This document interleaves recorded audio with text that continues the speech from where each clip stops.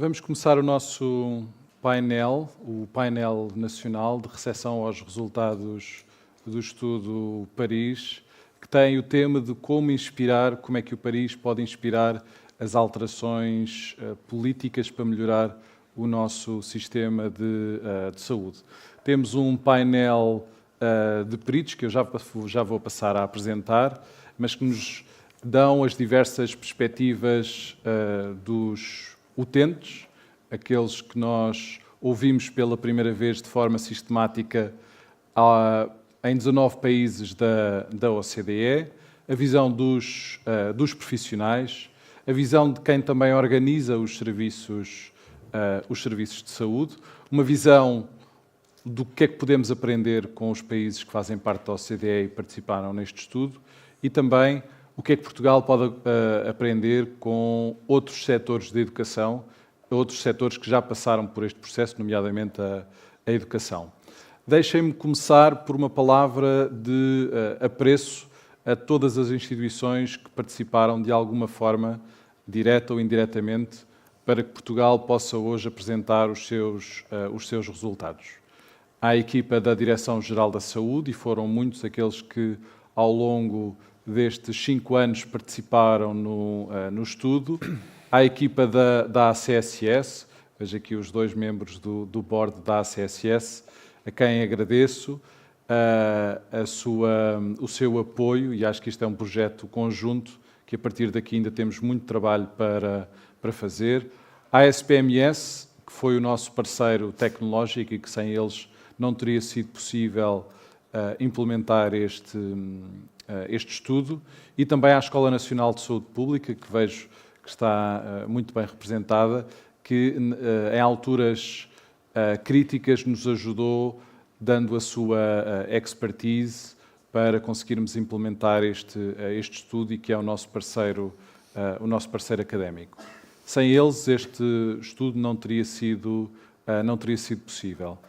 Uma segunda nota, vimos os resultados gerais da OCDE, e acho que são muito relevantes porque, pela primeira vez, de forma sistemática, conseguimos ouvir a voz dos utentes e algumas coisas foram verdadeiramente surpreendentes, outras nem tanto. Mas as mensagens acho que são simples, mas importantes. Os doentes mostraram que precisam de tempo para explicar as dúvidas que têm, tempo para perceber as recomendações que os profissionais de saúde lhe transmitem, que gostam de uma relação de longa duração com o seu profissional de saúde, quer seja médico ou outro profissional, que não gostam de repetir e que os cuidados de saúde digitais podem ajudar a manter esta continuidade de cuidados. E Portugal destacou-se positivamente em vários indicadores. Um deles, na capacidade que temos de ter equipas multiprofissionais, não só de médicos, de enfermeiros, de assistentes operacionais. E acho que isto é algo que nos deve deixar ficar contentes e cientes que é uma estratégia que temos de continuar.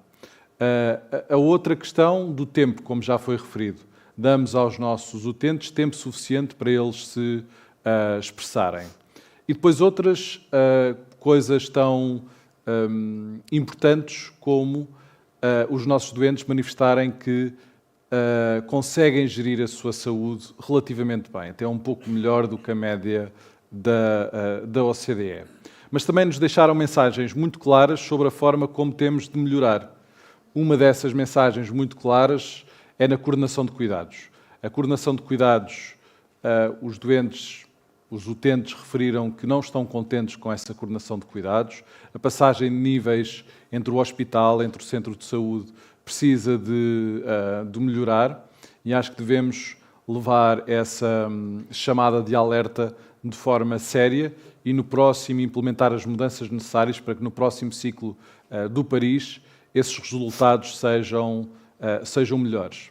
E vimos também que as experiências dos utentes com os cuidados de saúde primários, de forma global, são até melhores do que os resultados de saúde. Os resultados em saúde são multifatoriais, são também o espelho dos determinantes sociais da doença mais global do nosso país, mas também nos deixa uma mensagem clara que há algumas coisas que podemos fazer para melhorar esses resultados em saúde e, com isso, também melhorar as experiências. Eu não me vou alongar mais, estamos aqui para ouvir os nossos convidados.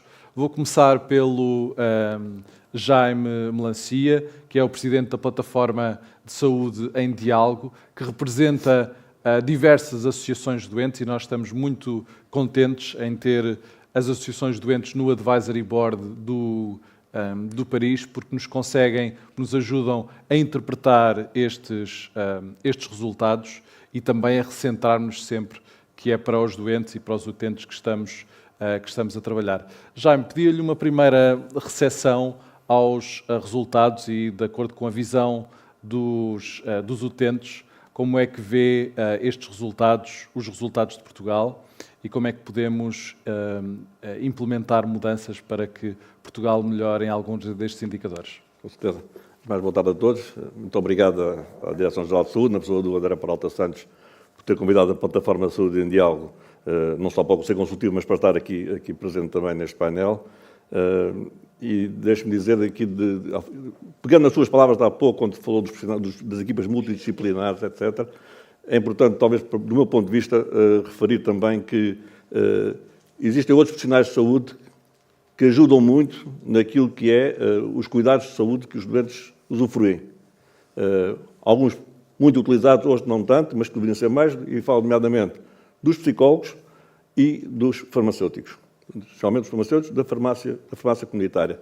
Os farmacêuticos, pela sua proximidade que têm, e a quem muitas vezes os doentes recorrem numa primeira enfim, tentativa de saber o que é que se passa, e também do aconselhamento que vão tendo ao longo das suas idas à farmácia, que são cerca de 500 mil por dia, ou 500 mil portugueses que vão às farmácias todos os dias. Portanto, era importante também, digamos, no melhoramento do próprio Paris em si, que houvesse também esta abordagem de saber da parte dos utentes também o que de bom ou de mau, digamos, contribuem a esta possibilidade também de acrescentar aos seus cuidados de saúde, além dos outros profissionais.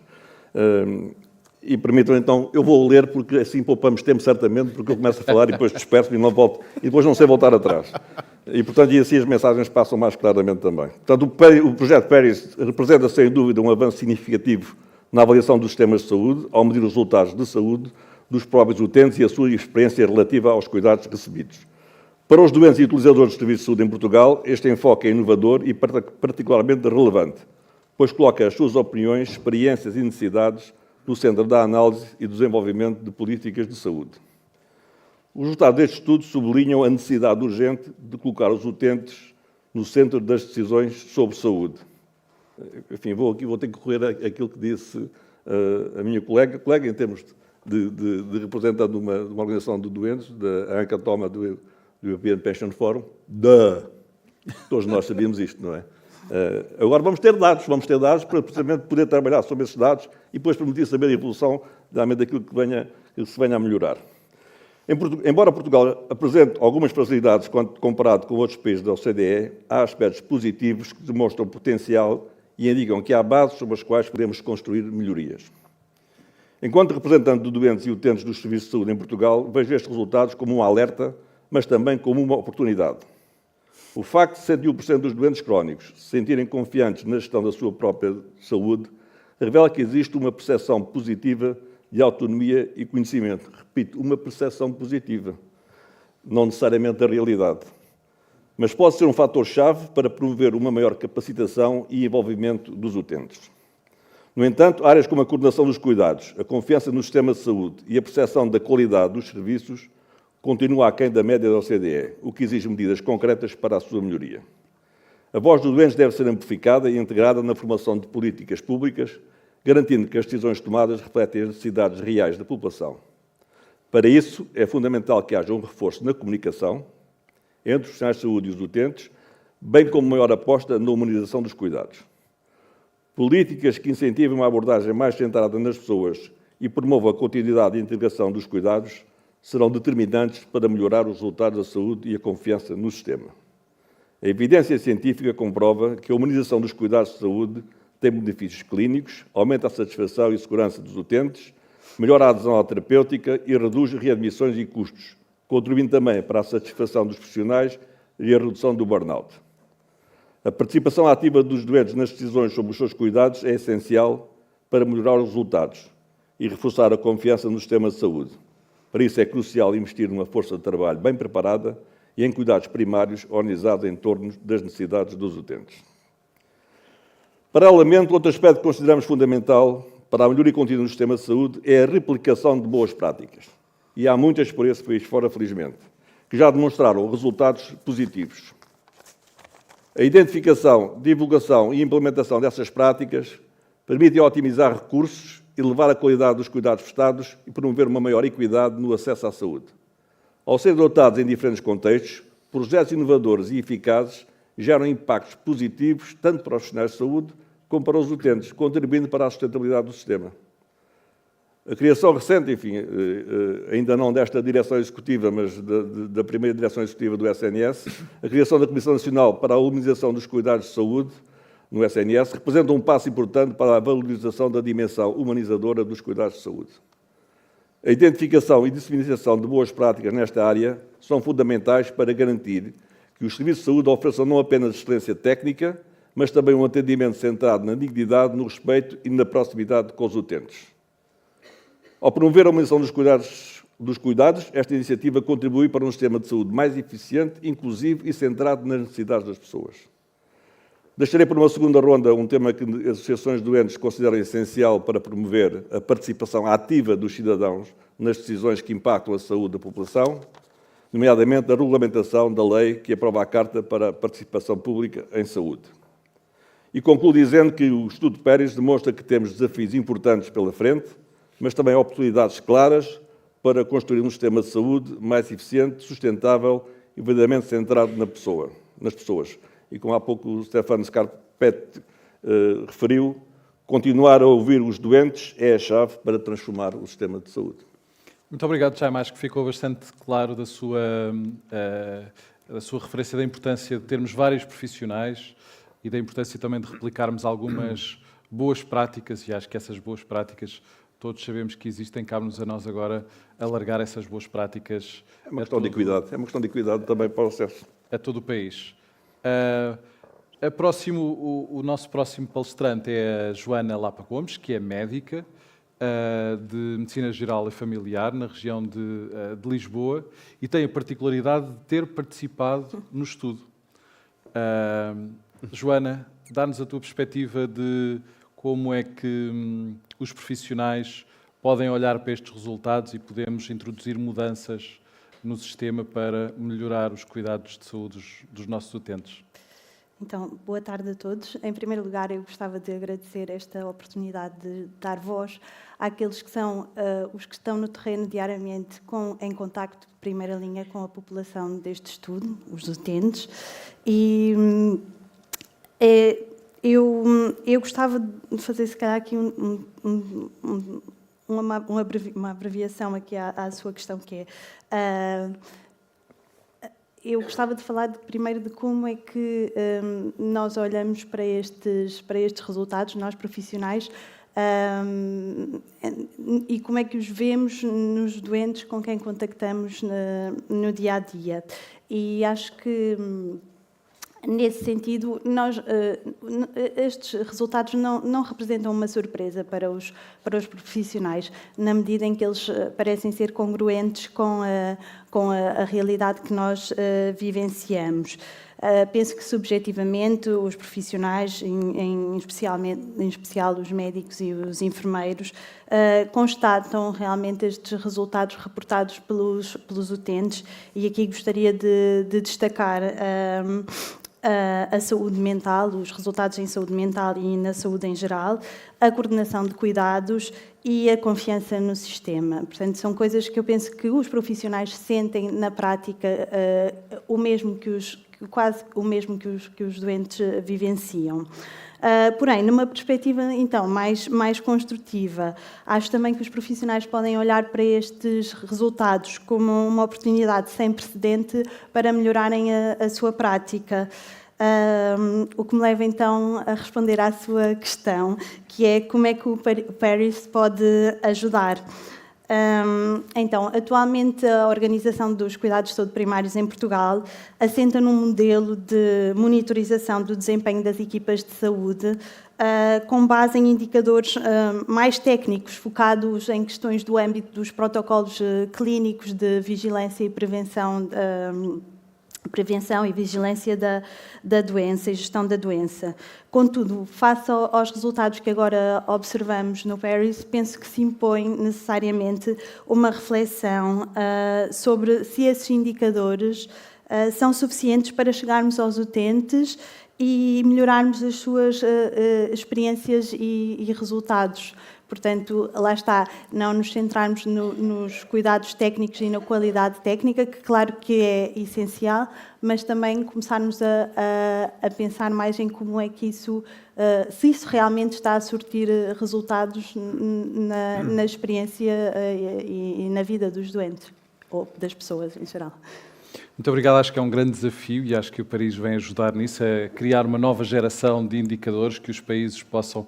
Nós já não temos de inventar novos indicadores, temos de olhar para aquilo que o Paris construiu e a partir daí adaptarmos a uma base nacional. Dou a palavra agora a Álvaro Almeida, diretor executivo do SNS, economista da saúde, com experiência em gestão da entidade reguladora da saúde no passado, da ARS Norte, e atualmente neste novo desafio há poucos dias, acho que é mesmo assim, mas a direção executiva é o grande orquestrador, é o CEO do SNS. Como é que vê os resultados do Paris e, em especial, da coordenação de cuidados? Como é que recebe estes resultados e o que é que podemos fazer diferente e que oportunidades é que podemos aproveitar dos resultados do Paris para implementar novas medidas? Muito obrigado, Dr. André Peralta Santos.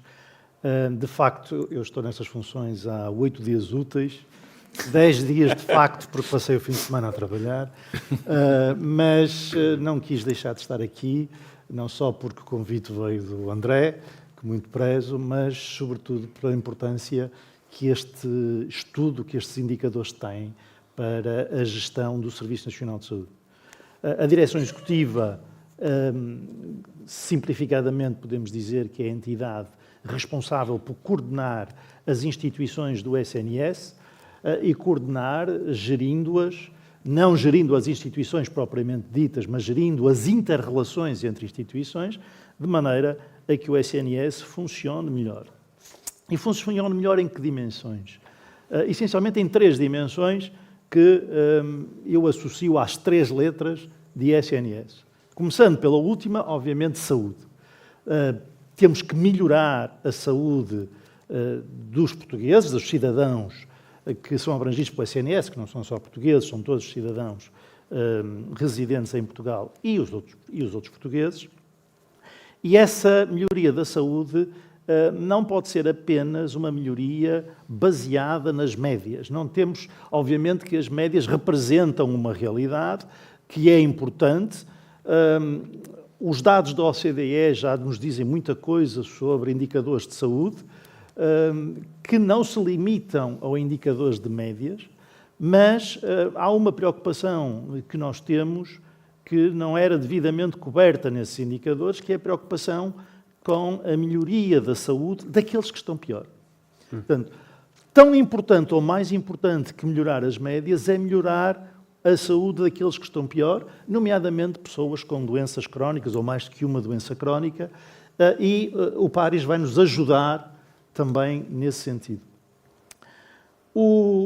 A segunda letra é o N, de nacional. O nacional tem a ver com o facto do SNS ser financiado nacionalmente, porque a prestação é local, nós prestamos serviço a cada uma das pessoas, de preferência próximo de onde elas estão, mas o financiamento é nacional, é financiamento através do Orçamento de Estado e é, portanto, um encargo para os contribuintes portugueses e uma das nossas preocupações tem que ser necessariamente reduzir esse encargo, minimizar o esforço que que os contribuintes portugueses têm que fazer. E, portanto, temos que conseguir bons resultados em saúde com o menor esforço possível para os contribuintes portugueses. Mas é preciso não esquecer o terceiro S, que em termos da frase é o primeiro, que é serviço. O Serviço Nacional de Saúde presta serviços. E como qualquer serviço, é prestado a uma pessoa.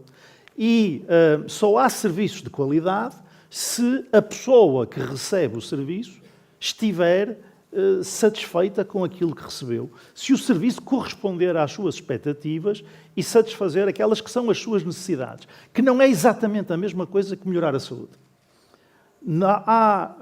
Eu não sou médico, sou economista da saúde, como o Dr. André Peralta Santos bem disse, mas há uma frase de um médico, o professor Abel Salazar, que eu tenho sempre presente, que é um médico só sabe medicina, nem medicina sabe. Porque quando nós tratamos da saúde de uma pessoa, não é como num automóvel em que reparamos o motor e está o problema resolvido. Não é só melhorar a saúde, é fazer com que aquela pessoa sinta que está melhor.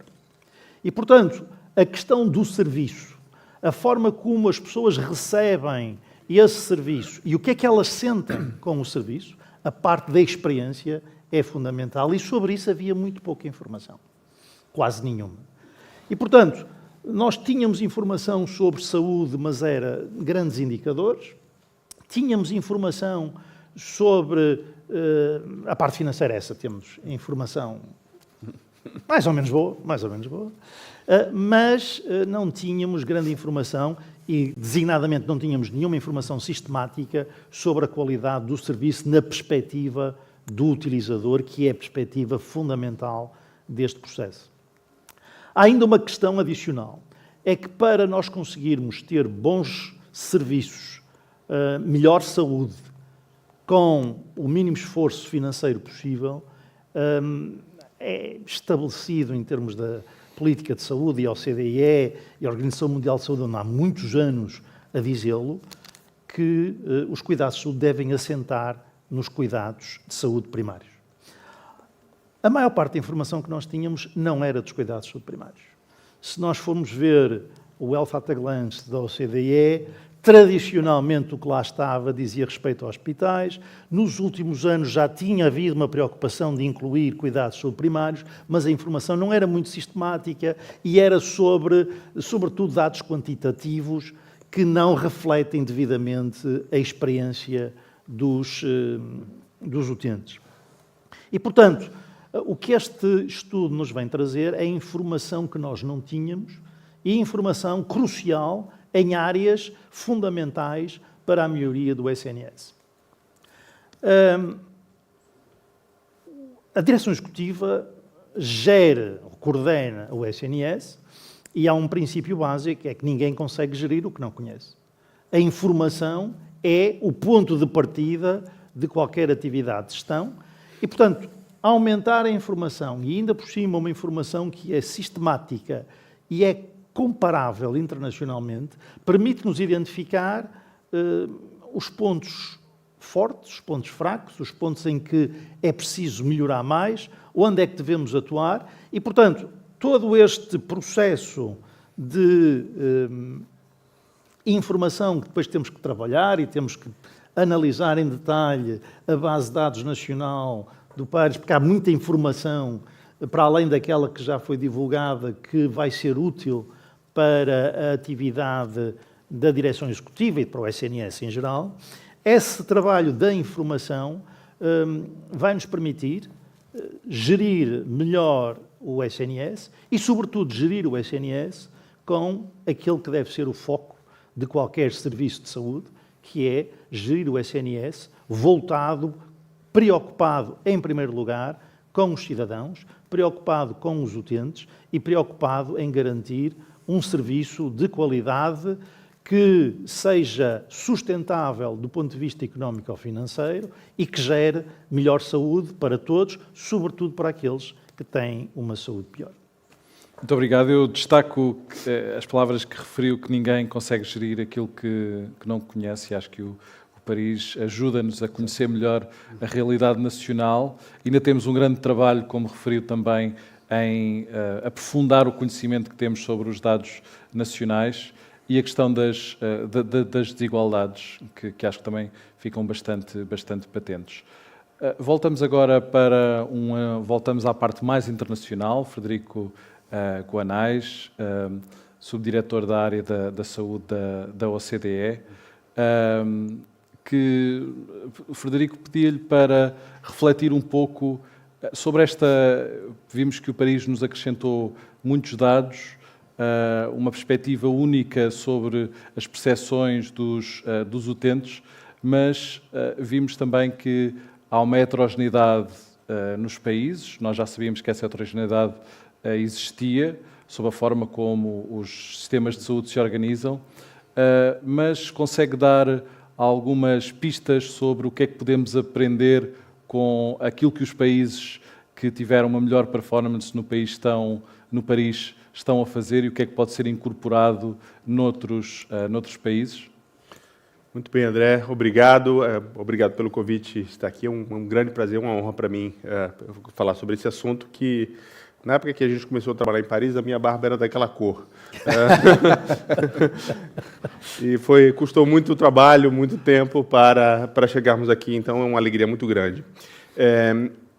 O professor Álvaro dizia agora há pouco, no Health at a Glance, como é que medíamos os resultados da atenção primária?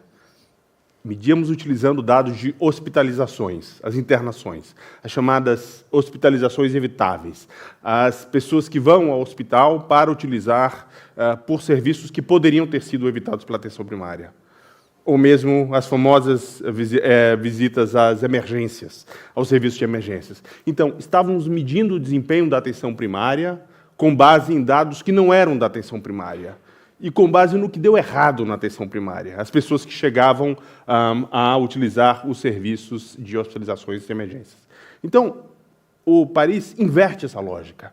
Finalmente, agora, queremos saber o que vai bem na atenção primária, quais são os resultados que as pessoas têm. E podemos abrir a caixa e descobrir o que os países estão fazendo para obter esses resultados.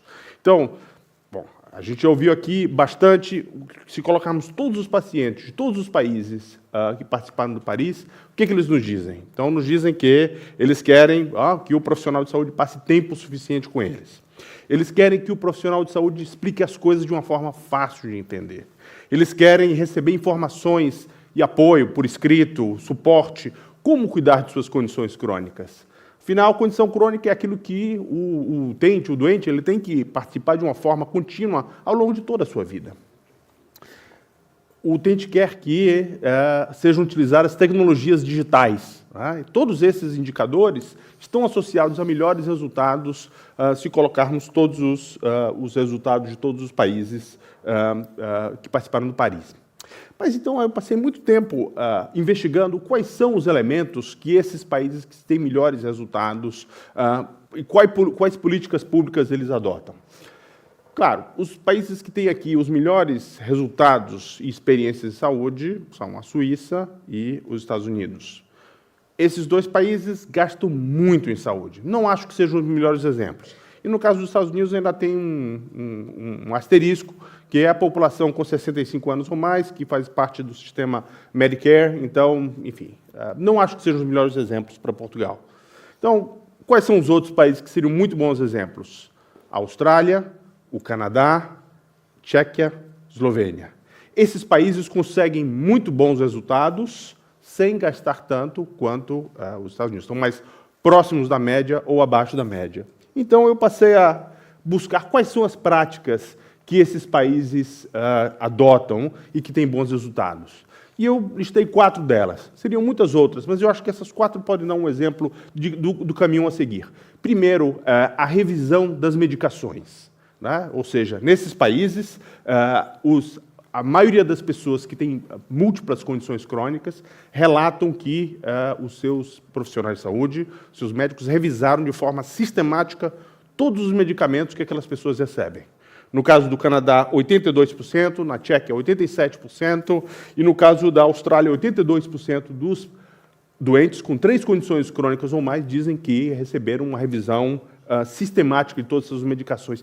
Pode parecer uma coisa simples, mas é alguém que liste ali todo o conjunto de medicamentos que foram prescritos talvez por profissionais diferentes e que engaje, que abra o espaço para aquele paciente, para que possa conversar sobre as suas recomendações que receberam de diversos profissionais e, a partir daí, fazer a coordenação dos cuidados com base no que é importante para aquela pessoa.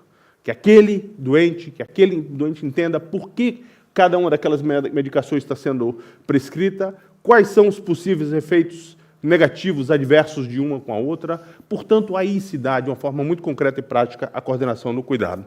Portugal não está... Os resultados de Portugal não são muito ruins para isso. 70% dos doentes com 3 condições crônicas ou mais relatam ter uma revisão. Mas, de qualquer forma, estão aí entre 15 e 20 pontos percentuais abaixo dos países que têm o melhor desempenho. Então, acho que há espaço e é uma recomendação muito concreta. Segundo ponto, a literacia em saúde. E eu acho que e agora, a literacia em saúde digital, né, o que é mais ainda importante. Eu acho que pela manhã escutamos o Stefano mencionar sobre isso, e é um indicador que me pareceu muito interessante, a proporção das pessoas que relatam ter confiança na utilização de informações que encontram na internet. Claro que isso pode significar várias coisas. Pode ser que a qualidade das informações de saúde na internet não seja boa, mas pode ser que essas pessoas não se sintam capazes de julgar quais são as informações que elas consideram adequadas e quais são as informações que não se dão de boa qualidade. E é interessante que também nesses países, na Tchequia, Austrália e Canadá, em torno de 30% da população, das pessoas com doenças crônicas, relata que tem confiança de utilizar informações sobre saúde que encontraram na internet. Em Portugal, apenas 12%. Ou seja, 3 vezes menos, e a média da OCDE é em torno de 20%. Então, aí mostra que há um espaço muito importante para que as pessoas possam entender melhor como utilizar as informações de saúde. Outra coisa que eu achei muito interessante, perguntamos sobre o que as pessoas acham do sítio web do seu centro de atenção primária, da sua página de internet do centro de atenção primária. Então, observamos aí uma grande diferença em relação ao nível educacional. Entre as pessoas com baixa escolaridade, 60% das pessoas na Tchequia dizem que é fácil utilizar a página web do seu sistema de saúde. Em Portugal, apenas 30% acham que é fácil utilizar. Ou seja, são coisas simples. Reescrever, pensar a informação em saúde, pensando nas necessidades do utente, do utilizador, do doente, daquela pessoa que vai consumir aquela informação em saúde. Terceiro ponto, apoio para que as pessoas com condições crônicas possam gerir a sua condição crônica de forma mais eficaz. E o que significa isso? Fornecer informação por escrito, referir a escola de pacientes, estabelecimento de metas claras. E, nesse caso, também identificamos que os países que tiveram melhor desempenho, como o Canadá, a Austrália e a Tchequia, tiveram em torno de 70% dos doentes crônicos reportaram receber apoio suficiente para gerir a sua própria condição. Em Portugal, foi 50%. 20 pontos percentuais abaixo. E o quarto e último ponto, que as práticas de cuidados primários, que os profissionais de atenção primária relatam que estão bem preparados para coordenar o cuidado. E aí eu também vi uma diferença muito grande. Na Austrália, 99% das práticas disseram sim, nós estamos bem preparados para coordenar os cuidados. Na Tchequia, 95%, no Canadá, 76%, em Portugal, apenas 50%. Ou seja, os profissionais de saúde estão dizendo, olha, precisamos de mais apoio para ajudar melhor os nossos doentes. Então, eu acho que isso é uma coisa muito importante. Mas a sua pergunta também teve outra parte, e você também perguntava sobre o que esses países fazem para incorporar de forma sistemática a visão e a perspectiva dos doentes, dos utentes, dos utilizadores de serviço. E aqui, a verdade é que nenhum desses países faz de forma sistemática. Nem o Canadá, nem a Austrália, nem os Estados Unidos, nem a Suíça. E esse foi um dos principais motivos que nos levou à urgência de mudar o discurso, mudar o paradigma e começar o Paris. Então, por isso, o que a gente espera, é claro, que ali no final de 2028, início de 2029, que a gente possa estar aqui ou em alguma outra cidade conversando sobre os resultados da segunda rodada do Paris, identificar como as políticas públicas ajudaram para modificar esses resultados ou não.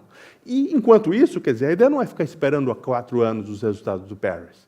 É de que forma esses tipos de indicadores podem ser incorporados na gestão do Sistema Nacional de Saúde, na gestão da prestação dos serviços às pessoas de forma regular. Muito obrigado, Frederico. Saímos daqui com um caderno de encargos já para implementar o Paris, mas acho que é um bom desafio. E o nosso último convidado é o João Marou, que é professor catedrático e especialista em educação. E podem perguntar porquê ter aqui um perito em educação, exatamente para conseguirmos perceber que Portugal conseguiu olhar para um relatório internacional em que os nossos resultados ficaram um pouco aquém daquilo que esperávamos e conseguiu gerar motivação e alinhamento político e entre as estruturas técnicas para mudar alguma coisa e para mudar para melhor. E é por isso que convidámos o João para nos explicar como é que Portugal conseguiu fazer isso nas primeiras décadas do ano 2000. João, passo-lhe a palavra. Anos 2000. Boa tarde a todos. Obrigado, André. Queria cumprimentar também os meus colegas de painel. E o André já disse, eu tinha pensado, eu acho que vou começar por fazer uma pequena brincadeira, que é, vocês obviamente estão a pensar que eu sou um erro de casting, não é? Se estão a pensar, é tranquilo, porque eu também pensei, quando recebi o convite, eu trabalho em educação, trabalho em análise de dados, bom, obviamente sou utente do Sistema Nacional de Saúde, infelizmente também sou daquele quase 1 milhão de utentes do Sistema Nacional de Saúde que não têm médico de família há mais de, no meu caso, 5 anos. E pensei, bom, o que é que eu posso dizer num painel sobre apresentação de dados internacionais, um painel de especialistas internacionais sobre saúde, que não é de todo a minha área. E aquilo, se calhar, mais importante que eu posso dizer, começando já pelo final, é a esperança. Há esperança no quê? Há esperança na evolução do nosso Sistema Nacional de Saúde, como aconteceu com o nosso Sistema Nacional de Educação. Isto porque o PISA provavelmente é o programa da OCDE mais conhecido internacionalmente. O diretor-geral do PISA é o Sr. Andreas Schleicher, e de vez em quando alguns jornalistas gostam de brincar que o Andreas Schleicher é o segundo mais importante alemão da história na mudança do mundo. O primeiro, o Karl Marx, o segundo, o Andreas Schleicher. Bom, e em 2000, quando começou o PISA é o Programa Internacional de Avaliação de Alunos. Ele avalia literacia de leitura, de matemática e ciências em jovens de 15 anos. Porquê 15 anos? Porque lá atrás, em 2000, a escolaridade obrigatória de todos os países da OCDE eram os 9 anos e, portanto, os alunos estavam no sistema de ensino dos diferentes países, obviamente, nacional até aos 15 anos, e a partir dos 15 anos, nos 16, poderiam entrar no mercado de trabalho. E a questão da OCDE era saber até que ponto os nossos jovens de 15 anos tinham adquirido conhecimentos e competências durante todo o seu processo, todo o seu percurso escolar, para integrarem o mercado de trabalho. A OCDE é a Organização para a Cooperação Económica e Desenvolvimento, certo? Portanto, uma questão de economia muito relevante. Até que ponto esses jovens tinham desenvolvido esses conhecimentos e competências para integrar o mercado de trabalho e para exercer aquilo que hoje em dia em Portugal é muito querido da nossa sociedade, que é a cidadania plena. Bom, e em 2000, tal como agora em 2025, com os resultados do Paris, Portugal ficou no fundo da tabela dos indicadores de literacia dos nossos jovens de 15 anos. Não foi bem um choque, talvez como para os profissionais da área da saúde, os resultados do Paris colocaram Portugal nos indicadores de saúde física e saúde mental na cauda dos 19 países participantes. Em 2000, os alunos portugueses de 15 anos também ficaram na cauda dos países participantes, em 2000 cerca de 30, o PISA tem evoluído de uma forma fantástica atualmente. Na última edição do PISA, em 2022, já participaram 80 países, não só a OCDE, mas também de outros países que não fazem parte da OCDE. Bom, e em 2000, de facto, esses resultados, se ficarmos na cauda dos países da OCDE, foram recebidos mal, mas não tão mal talvez como estes, porque já em 1995, num outro estudo que não é da OCDE, chamado TIMSS, que avalia a literacia de matemática e de ciências, quer em alunos de 4º ano, quer em alunos de 8º ano, Portugal também tinha ficado no fundo da tabela dos países participantes. Bom, e a mensagem de esperança é que, de facto, Portugal soube olhar para estes resultados, não só do TIMSS, mas também do PISA, para introduzir mudanças de política educativa que permitiram que, durante os primeiros 15 anos, até 2018, Portugal fosse um estudo de caso na OCDE, destacado em todos os relatórios, destacado na comunicação social internacional, fosse um estudo de caso, porque enquanto a maior parte dos países da OCDE, a maior parte não, todos os países da OCDE, havia alguns países que não são da OCDE, que também tinham um percurso semelhante a Portugal, mas Portugal era o único membro da OCDE que entre 2000, ano da primeira edição do PISA, e 2015 e depois 2018, era o único país em contraciclo com os países da OCDE. O que é que eu estou a dizer? A educação dos nossos jovens nos países da OCDE tem vindo a crescer desde 2003, 2006, mas há uma tendência negativa em todos os países da OCDE, excepto Portugal. Portugal era o único país que, pertencendo à OCDE, os alunos demonstravam ciclo após ciclo uma evolução positiva dos seus conhecimentos e competências nestas áreas-chave que o PISA avalia, literacia de leitura, matemática e ciências. E, portanto, a mensagem positiva é esta, é que, de facto, é possível olhar para estes resultados e é possível ter políticas públicas que nos permitam evoluir de forma positiva. Também é possível ter políticas públicas que nos permitam regredir e alinhar com a OCDE. A partir de 2018, é verdade que também passámos por um período de pandemia e de encerramento das escolas, mas a partir de 2015 foi o ano, ou foi a edição do PISA, em que Portugal teve os melhores resultados de sempre. Aliás, pela primeira vez na história do país, não só da educação, Portugal ficou acima dos indicadores médios da OCDE, no que quer que seja, no emprego, na saúde, no investimento económico. Na educação foi a área, enfim, todas aquelas que a OCDE trabalha, em que Portugal ficou acima da sua média. Depois houve alterações políticas, de política educativa, obviamente as políticas públicas também é outra mensagem importante, têm impacto na vida das pessoas, têm impacto na evolução dos países. Às vezes nós pensamos, é pouco relevante votar no partido A, no partido B, na política A, na política B, porque nada disto vai ter impacto. Tem, na educação tem, e o PISA tem demonstrado isso, não só em Portugal, mas um pouco por todo o mundo, onde o PISA tem sido aplicado nestes 22 anos. O próximo ciclo já está a decorrer, aliás, foi este ano a aplicação do teste, e, em princípio, no próximo ano sairão os resultados. Bom, então interessa perceber o que é que Portugal fez, volto a repetir, em contraciclo com todos os outros países da OCDE, o que é que Portugal fez para conseguir melhorar os resultados dos nossos alunos nas diferentes edições do PISA.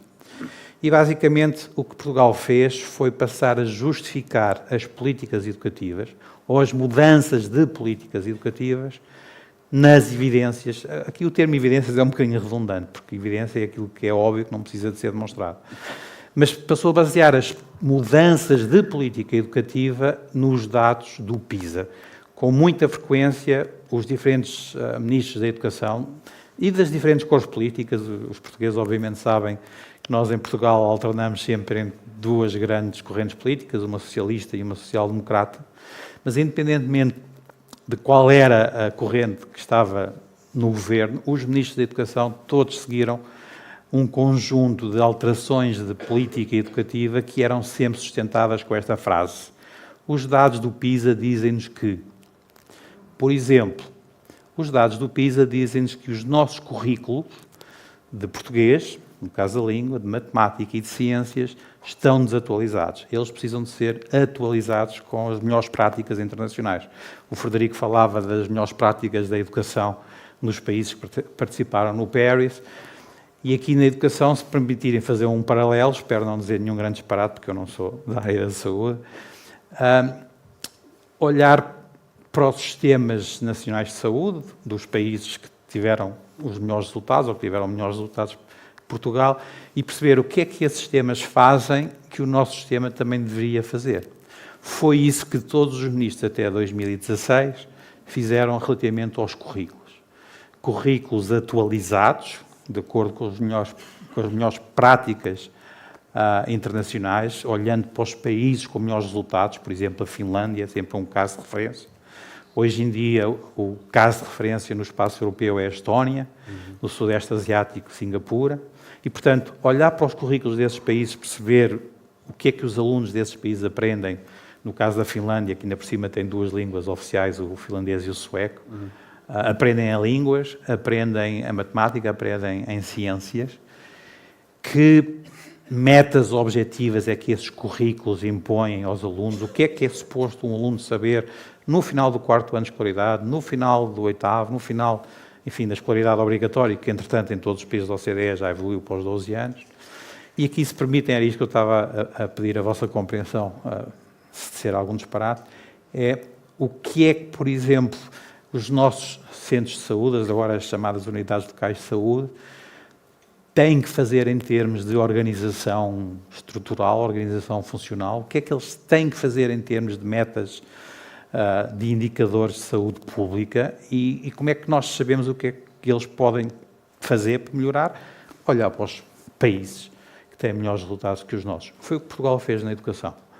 O outro grande eixo que explica a evolução de Portugal no PISA foi a atualização da formação dos professores. Não só a formação científica, mas também a formação pedagógica.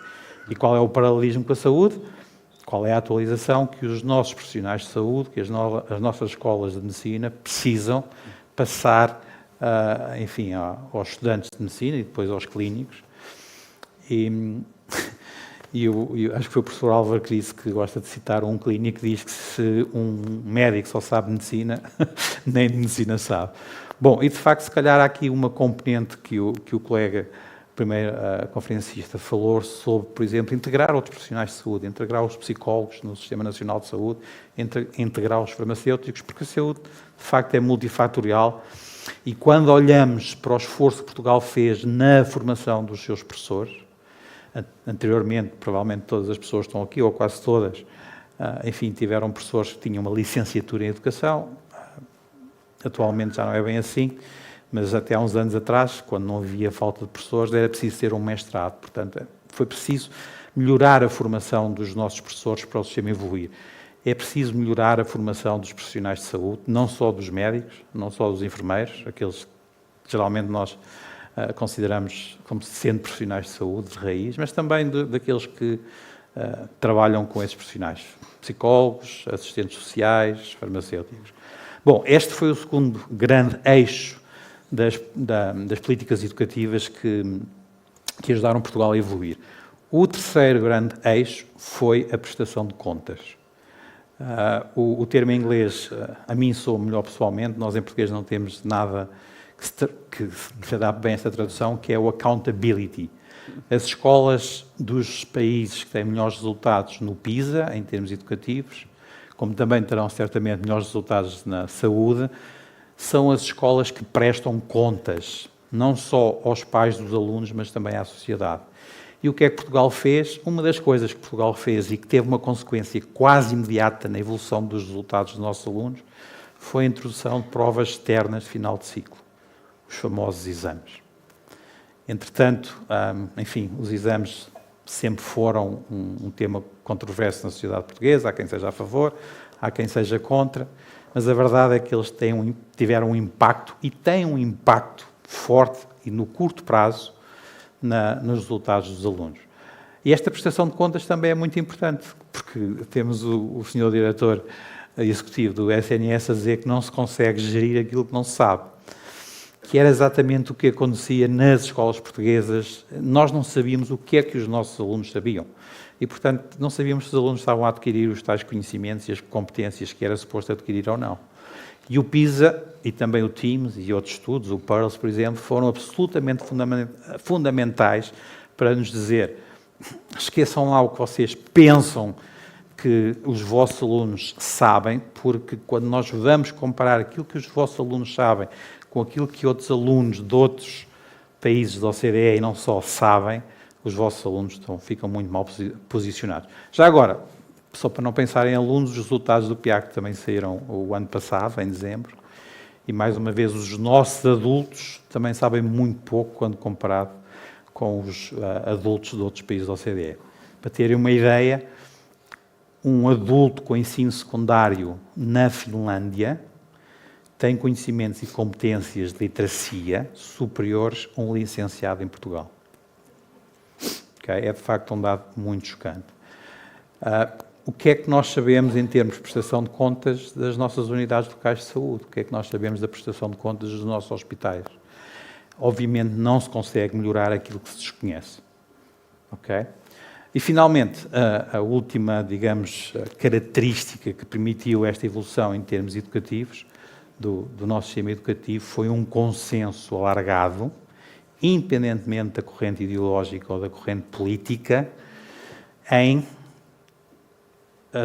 adotar políticas públicas, no caso do PISA de educação, mas penso que na saúde também será exatamente a mesma coisa, que são consensuais, ou seja, que são transversais a diferentes ciclos e que são alinhadas com as evidências, aquilo que os estudos internacionais, o PISA, o PARIS, nos dizem sobre o que são boas práticas e quais são as práticas que os países que têm melhores resultados seguem.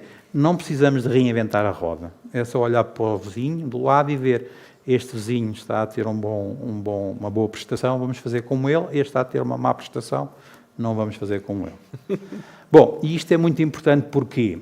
Porque, tal como se calhar vai acontecer brevemente com o SNS, em Portugal, a partir de 2016, tivemos um novo ciclo político em que, pela primeira vez desde 2000, desde o início do século XXI, os dirigentes políticos resolveram basear as alterações de política educativa não nos dados que tínhamos recolhido nos anos anteriores, com o PISA e com o TIMSS e com todos os outros estudos, mas em questões ideológicas. A questão ideológica da flexibilidade curricular, a questão ideológica, não é importante, por exemplo, as crianças aprenderem conteúdos, o que é importante é as crianças desenvolverem conhecimentos. É claramente uma corrente ideológica da educação que vários países têm demonstrado que não funciona. Não é possível ter competências sem ter conhecimentos.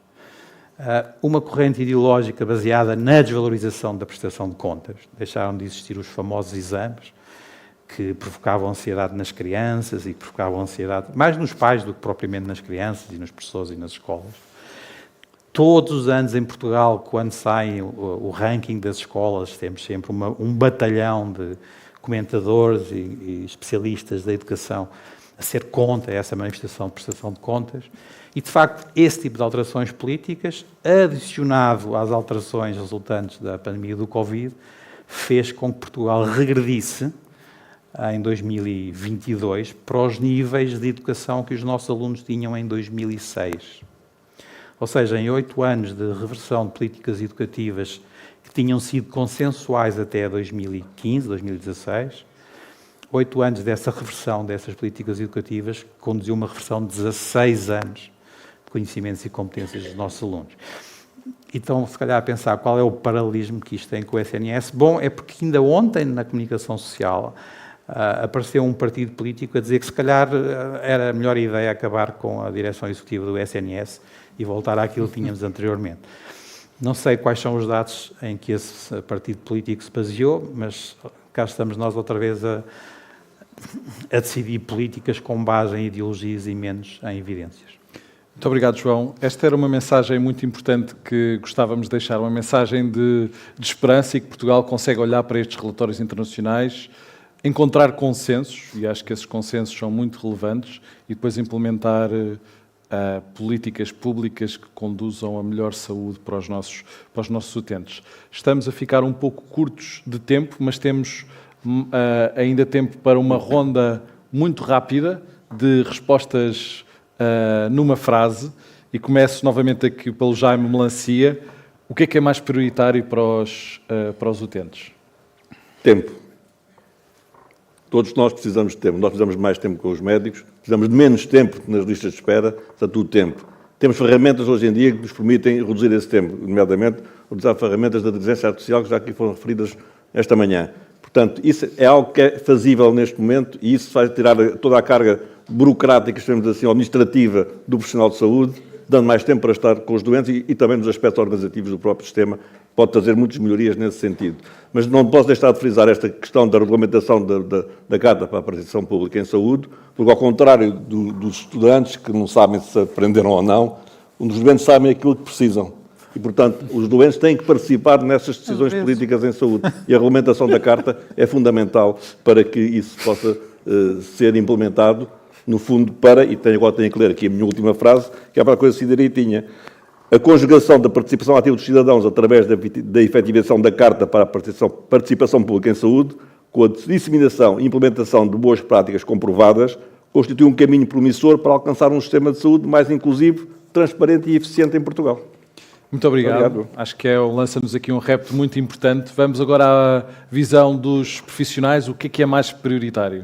Então, em primeiro lugar, tenho que pôr a acessibilidade como mais prioritária, pois quando não há acessibilidade não há cuidados e aqui necessariamente aumentar a cobertura da população com médico de família ou equipa de saúde familiar atribuída. Até porque o Paris evidencia muito bem a importância da relação e da continuidade dos cuidados e da relação com o profissional de referência como forma de aumentar também aqui a confiança no sistema e a coordenação dos cuidados. Mas tenho também que referir, isto já foi referido pelos meus colegas de painel em alguns aspectos, que é igualmente essencial diversificar e reforçar os perfis das equipas profissionais nos cuidados de saúde primários, com outros técnicos de saúde que atualmente não existem, como os psicólogos, os nutricionistas, os fisioterapeutas, os farmacêuticos, quiçá, que aliás também é algo que o Paris também evidencia, pois que é a importância do envolvimento de profissionais não médicos nos cuidados dos utentes. Muito obrigado. Uma questão agora ao nosso economista. Se precisamos de mais dinheiro, se a resposta é mais dinheiro, colocar mais dinheiro no sistema de saúde? Ajudava. Mas não é a única forma de melhorar o sistema.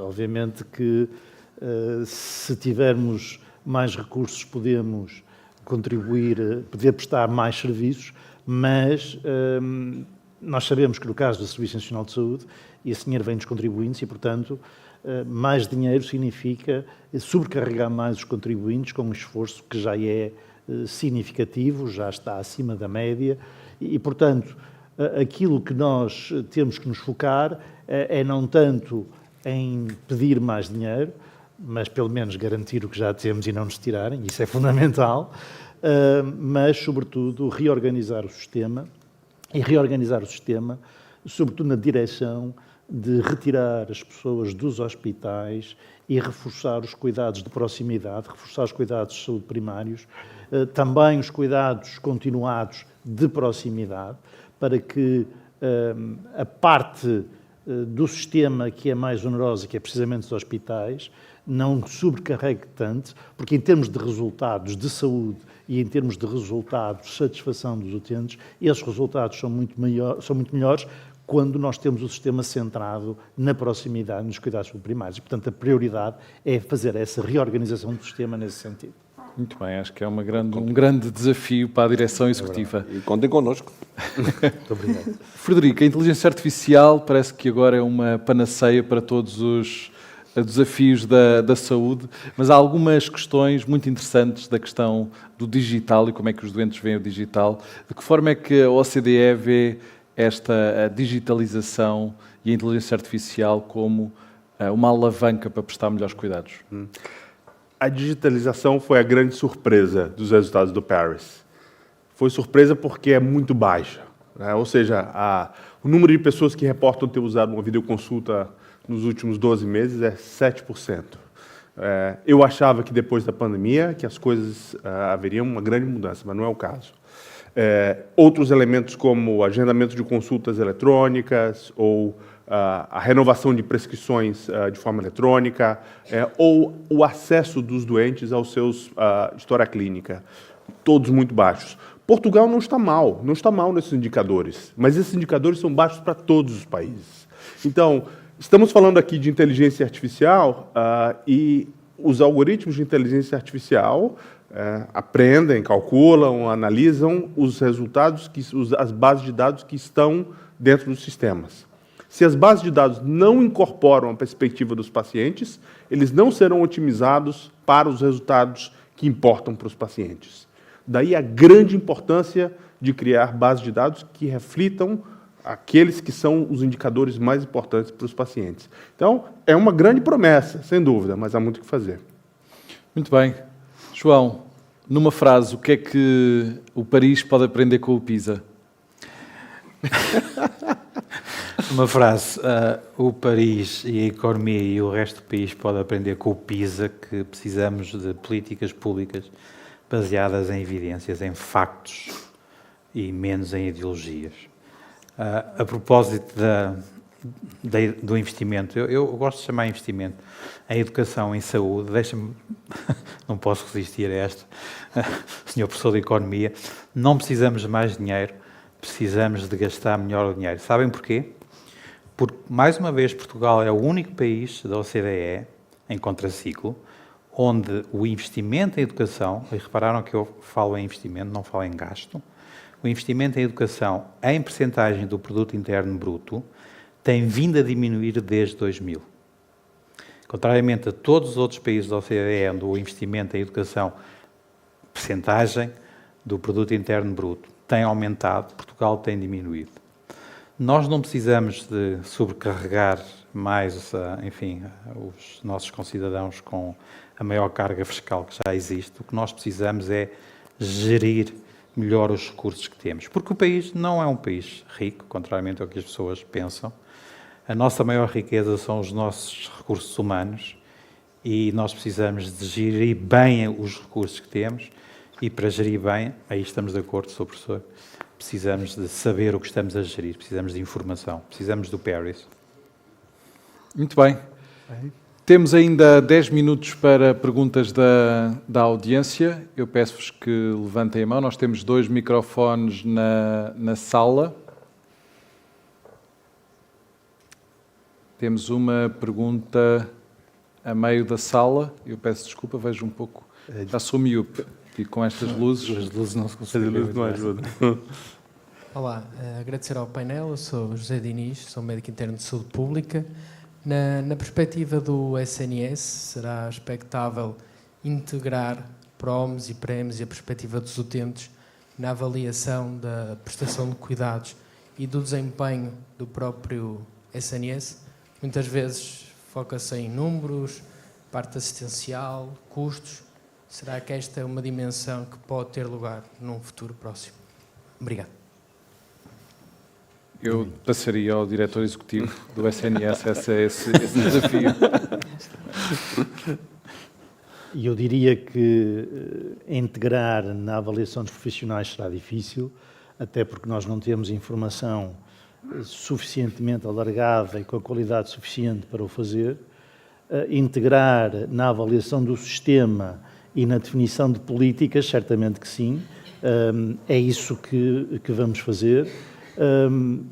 Utilizando não só estes indicadores que conhecemos para vários países, e já aqui foi muito dito por Frederico, que já aprendemos com estes resultados, e ele vai-me enviar aquilo que disse para eu ter a lista das coisas a fazer, mas também trabalhar a base de dados nacional em detalhe para identificar padrões, para detectar diferenças que possam ser explicadas por determinadas características do sistema ou características socioeconómicas e utilizar essa informação para melhorar, porque uma das coisas que eu quero fazer na direção executiva é ter cada vez menos soluções uniformes para todo o país, mas, pelo contrário, fazer experiências, ver o que funciona e, depois de ver o que funcionou, replicar essas boas práticas nos outros sítios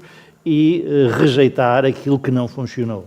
E, portanto, toda essa informação do Paris, das experiências que vamos desenvolvendo, é que vai servir para depois orientar as políticas de saúde. Muito bem, temos mais uma questão, 2 questões, 3 questões a meio da sala. Aquele lado da sala está claramente a ganhar. Este lado tem de fazer pelo menos uma pergunta. Temos ali mais um. Vamos ali ao meio da sala. Cristina. Muito obrigada. Cristina Vaz de Almeida, Presidente da Sociedade Portuguesa de Literacia em Saúde. Foi muito interessante ver aqui o terceiro ponto, a literacia em saúde.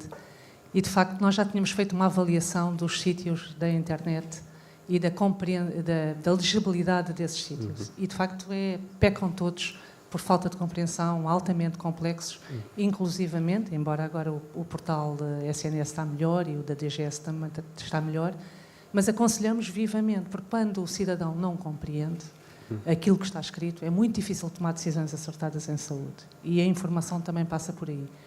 E por isso acho muitíssimo interessante este dado, gostava de ver com mais pormenor, e acrescentaria também que há aqui, as associações de doentes são essenciais neste paradigma de mudança da linguagem, porque detectam precisamente dentro dos campos técnicos da doença e da saúde o que é preciso mudar e o que não é. E por isso acho que é importantíssimo trabalharmos em rede. Muitos parabéns pelo estudo. Muito obrigado. Não sei se o Jaime... Uma palavrinha importante, enfim, aquela foi muito rápida daquela parte final, mas eu queria focar também esse aspecto da comunicação. O aspecto da comunicação em saúde é essencial. Se nós não comunicarmos bem dentro do próprio sistema, mas principalmente com os utentes, as boas práticas acabam por não resultar porque não são comunicadas, porque as pessoas não aderem. É fundamental comunicar e comunicar bem para os alvos que se querem realmente atingir. Comunicar com os jovens das escolas é diferente de comunicar com os outros jovens da terceira idade. Portanto, é fundamental que haja boa comunicação feita por profissionais de comunicação na área da saúde e não deixar muitas vezes ao sabor de algum amadorismo, digamos, este aspecto da comunicação. O aspecto da comunicação é essencial e também é importante que se consiga, de alguma maneira, contrariar esta abertura de telejornais com os fechos das urgências e passar a abrir os telejornais com práticas, com boas práticas em saúde, e nem que tenha que se legislar para obrigar as televisões a fazerem isso. Não é? Acho que é importante que as comunicações das boas práticas em saúde seja muito mais impactante, digamos assim, para que as tais percepções sejam mais positivas, porque percepções positivas levam a performances positivas também. E isso é muito importante. As pessoas, quando estão na modo de baixo, é tudo mau, não é? E só piora. Quando está na modo de cima, as coisas só melhoram. Isto também é válido para as percepções da nossa própria saúde também, não é? Muito bem, acho que é um bom desafio. Não sei se será necessária a legislação, parece-me que não. Basta motivá-los como deve ser. Vamos à próxima questão, a Isabel. Não? Ok, então vamos a este lado da sala. Havia aqui uma questão. Lá em cima, André. Lá em cima, peço desculpa, não estava a ver. Por lá de lá estão acenando também. Ok. Eu sei que é difícil ver-se cá para cima por causa das luzes. Paulo Gonçalves, das Doenças Raras. A pergunta resume-se a e agora? Isto é, com um Paris vamos ter uma Lisboa que também pegue nisto e faça alguma coisa e já agora inclua também as opiniões das associações e dos representantes, porque a seguir o que nós vamos fazer é estar a perguntar e agora? E agora? E agora? Porque vamos querer que isto tenha compromisso com o futuro. Muito bem, eu se calhar posso responder a essa pergunta. Tinha deixado para as minhas palavras finais, mas posso dar já algumas notas sobre isso. Nós tivemos este momento muito importante da apresentação dos primeiros resultados globais do Paris.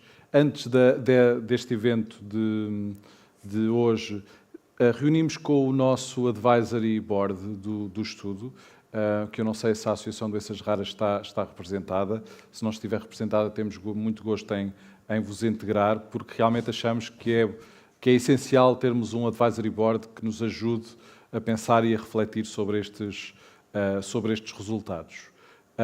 E agora? Nós precisamos de digerir estes resultados, de olhar com profundidade para os dados em Portugal. Vamos fazer isso nos próximos meses.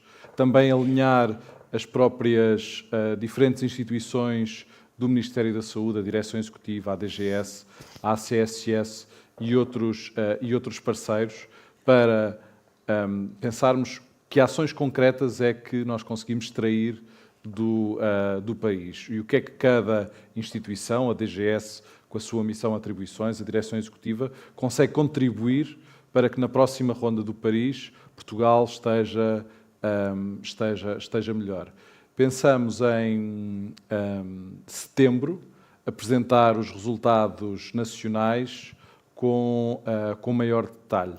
Há várias coisas que nos deixaram, no fundo, curiosos. Nomeadamente, nós vemos que há unidades prestadoras em Portugal que são excelentes, têm ótimos resultados. E há outras que não têm tão bons resultados. E importa perceber porque é que temos alguns prestadores que são excelentes do ponto de vista do utente e outros que não são, para ajudar os que não são a se aproximarem dos melhores. Não precisamos de copiar a Eslovénia nem a Chequia. Basta copiar o que bem se faz aqui em Portugal. É verdade, eu acho que nós podemos aprender alguma coisa com a Chequia e podemos também aprender muito com quem já faz bem. Sim. Agora sim. Obrigada. Isabel Pereira Santos, sou responsável de Políticas Públicas da Roche. Eu estava-vos a ouvir e estive aqui desde de manhã. Queria perguntar-vos uma coisa. O Paris, obviamente, teve o foco nos cuidados de saúde primários. Para a próxima fase deste estudo, equaciona-se ouvir também os pacientes utentes dos outros níveis de cuidados, ou para já, e como sequência normal, vamos ter apenas o foco, e o apenas não é de todo conotativo, porque acho absolutamente relevante, mas vai manter-se apenas com o foco nos cuidados de saúde primários. Frederico? Sim. Muito obrigado pela pergunta. Assim como o PISA se foca nos alunos de 15 anos, os estudantes de 15 anos, o Paris se foca no grupo de 45 anos ou mais que utilizam cuidados primários, que deveria ser capaz de resolver a maioria dos problemas de saúde da população com condições crônicas e que é um grupo que gera a maior parte dos gastos para o sistema de saúde. Portanto,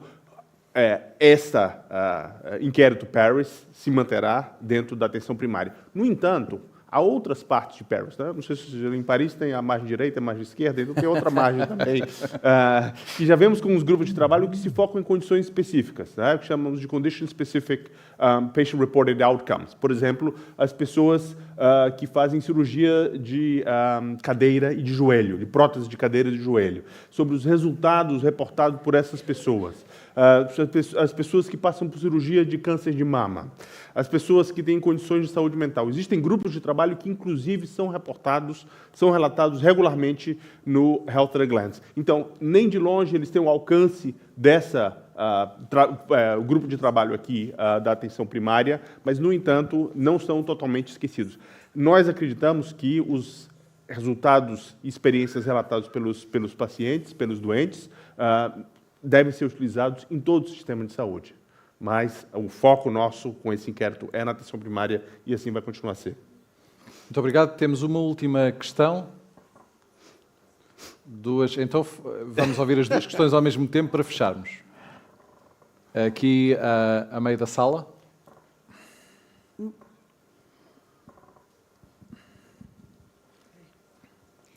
Arcisete Saraiva, sou presidente da Andar. Não é bem uma questão, mas é o seguinte. Eu hoje aprendi muito aqui, vou muito satisfeita com tudo o que ouvi e, como diz o Paulo, é agora que nós vamos passar a ser ouvidos ou continuamos sempre nestas sessões fechadas que é tudo bonito, vão-nos todos ouvir, vamos fazer tudo, mas quando saímos e pedimos audiências, ninguém nos ouve. E eu gostava de sair daqui com a certeza de que, porque a Associação a Andar é uma associação que tem trabalhado muito, faz 30 anos no próximo mês de abril, já são muitos anos, e às vezes é muito difícil sermos ouvidos. Muito bem, vamos à outra questão. Muito boa tarde. Perdão. Dulce do Oi, eu sou da Associação Protetora dos Diabéticos de Portugal. E antes de mais, não poderia deixar de elogiar todos. O painel foi espetacular, gostei imenso. Acho que saímos daqui, apesar dos resultados, com uma positividade que realmente em Portugal os resultados vão ser utilizados. Eu quero acreditar profundamente nisso. Na associação, a associação tem a história da utilização da educação terapêutica baseada num processo de comunicação motivacional. Todos nós temos formação nessa área e sabemos o quanto é importante para as pessoas com multicomorbilidades, porque as pessoas com diabetes têm multicomorbilidades, saber como gerir a doença. E só através destes processos de comunicação em que eu falo quando tirei a licenciatura e das formações que vou dando aos profissionais, nós não saímos, talvez, com todas as competências necessárias para uma boa e efetiva comunicação em saúde. Eu estudo imenso esta área, porque é uma área de paixão. Fiz o doutoramento estudando a literacia em saúde e continuo a achar que quanto mais sei, menos conhecimento tenho e mais tenho que aprofundar. Portanto, o conhecimento da licenciatura, mesmo que até os novos cursos estejam já voltados para a parte da comunicação, é algo que tem que ser desenvolvido diariamente. E tal como o professor João Maroco dizia, como foi utilizado novos processos de formação para os professores, se calhar também nós, profissionais, necessitamos de processos de comunicação, porque é extremamente relevante quando as pessoas não conseguem interpretar a informação de saúde, quando não conseguem procurar interpretar. Isto é literacia em saúde, como dizia o professor Federico, e sem dúvida que nós, profissionais de saúde, somos elementos fundamentais para que as pessoas consigam desenvolver essas competências. Mas para conseguirmos desenvolver, nós próprios também temos que desenvolver competências nestas áreas. E acho que lá está, se calhar não é necessário assim tanto dinheiro, é necessário olhar para a forma como nós fazemos as nossas consultas de uma maneira diferente, mas isso requer formação, requer treino e tempo, porque falar com as pessoas, perguntar às pessoas o que é que o traz cá hoje e o que é que o está a preocupar no início de uma consulta é uma porta aberta para uma conversa interessante, mas temos que ter tempo. Mas obrigada a todos e dou os meus parabéns a todos. Muito obrigado. Eu vou dividir as duas questões, talvez começando pela última. Os profissionais precisam deste refresh para algumas questões muito concretas para lidar com o doente complexo. Eu acredito que sim, não é só um refresh, ou poderá ser um refresh para aqueles que já são efetivamente profissionais, mas olhando aqui, acho que temos que pensar aqui na formação pré-graduada e, de facto, os currículos dos cursos de medicina, e vou falar sobre o de medicina, que é o que eu conheço, com conhecimento de causa, não contemplam ou contemplam muito pouco estas competências em comunicação. Depois, durante o internato, há oportunidade, mas é sempre a título de iniciativa individual dos internos da especialidade fazerem formação diferenciada nessa área e, em especial, o currículo do Internato de Medicina Geral e Familiar contempla, sim, algumas coisas que o Dr. Vítor Ramos, que não sei se ainda cá está, preconiza muito, que são os 7 passos da consulta, outras coisas como a entrevista motivacional em saúde. Sim, são coisas que são abordadas, mas que se calhar poderá haver aqui algum incentivo para que sejam continuamente renovadas, porque pelo menos a medicina geral e familiar, como é uma especialidade generalista, é muito abrangente e nós, de tempos a tempos, precisamos realmente desse refresh para mantermos aqui à superfície da nossa atuação e abordagem estes conhecimentos bastante presentes. Vou só dizer mais uma coisa, que foi um bocadinho o que o Jaime Melancia disse, que é... Os internos até são, internos, os profissionais são incentivados a produzirem alguns veículos de educação para a saúde, alguns folhetos, alguns panfletos, e são coisas que são avaliadas a nível curricular. No entanto, lá está, somos nós que não temos nenhuma formação especializada em comunicação em saúde, que estamos a produzir esses documentos e depois cada unidade, cada centro de saúde tem os seus documentos diferentes e se calhar isto é uma coisa que a Direção-Geral de Saúde pode agarrar e pensar em produzir documentos de suporte para os utentes e para os profissionais uniformes e de qualidade. E aqui também no âmbito da comunicação. Há mais uma tarefa para a Direção-Geral da Saúde, uma boa nota. Já me Melancia. A questão dos utentes, como é que, no fundo, eu acho que o Paris faz um grande esforço em ouvir a voz dos utentes.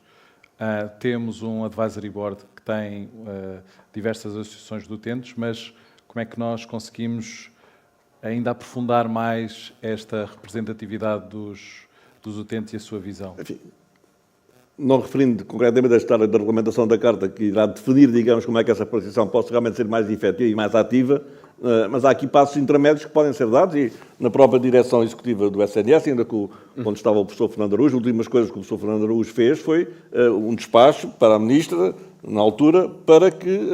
na altura, que era a mesma de agora, não é? Mas no sentido da criação do Conselho Consultivo com maior representatividade, não só das associações de doentes, mas também de autarquias, etc., para que realmente haja ali a participação daqueles que melhor sabem de si, não é? E daquilo que necessitam, nas próprias decisões, ou naqueles, digamos, sem ter só os dados em si, não é? Mas também ter estes inputs do lado dos doentes, não é? Para que realmente os objetivos sejam feitos de acordo com aquilo que será depois a satisfação do cliente, não é? Todos nós somos clientes do sistema de saúde. Muito bem, vamos terminar este painel. Espero que tenham gostado. Já não vamos ter mais questões. Eu peço desculpa, já estamos um pouco para lá da hora. As questões podem ficar para depois. Nós podemos confraternizar um pouco depois e podemos ter ainda mais oportunidades para terem a oportunidade de interagir com este painel. Queria-vos deixar uma mensagem no fundo, positiva, que acho que foi a mensagem que este painel tentou transmitir, de que os resultados de Portugal são mistos, diria alguns resultados positivos, outros menos positivos, mas é nestes resultados que temos de tentar compreendê-los melhor e tentar mudar a forma como prestamos cuidados para que estes indicadores no próximo ciclo sejam mais positivos. Eu já dei nota dos próximos, de alguns que serão os próximos passos, não fica por aqui. Espero que vocês, como audiência participada e interessada, saiam desta sala e passem a palavra também sobre os resultados do Paris. A Direção-Geral da Saúde está ao vosso dispor para partilhar materiais, para irmos falar com as associações de doentes, com diversos outros stakeholders. Tenho a certeza que a Direção Executiva também está disponível para o mesmo, assim como a ACSS, para pegarmos nestes resultados e de forma séria, consistente e com consensos conseguirmos progredir para o próximo ciclo com melhores resultados. Muito obrigado a todos e fica agora encerrada esta sessão. Vamos, antes de uma salva de palmas para este painel, que eu peço agora, uma salva de palmas para este painel.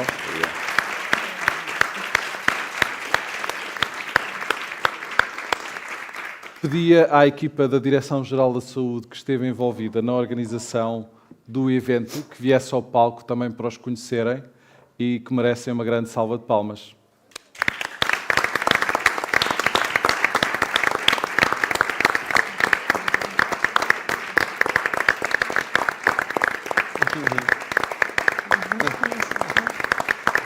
Isto não teria sido possível sem a colaboração de toda uma equipa.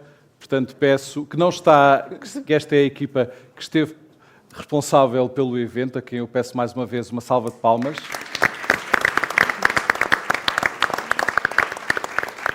E esta equipa é toda complementada com diversos outros profissionais que eu tive o privilégio de reencontrar aqui hoje e que também na Direção-Geral da Saúde ajudaram a que este projeto tivesse este final. Foi uma participação que teve muitos altos e baixos, mesmo em Portugal. Parte da participação ocorreu durante a pandemia, mas felizmente conseguimos terminar este projeto e estamos muito comprometidos em levá-lo a bom porto e a transformar no fundo, estas pistas que os doentes nos dão em ações concretas. Muito obrigado a todos.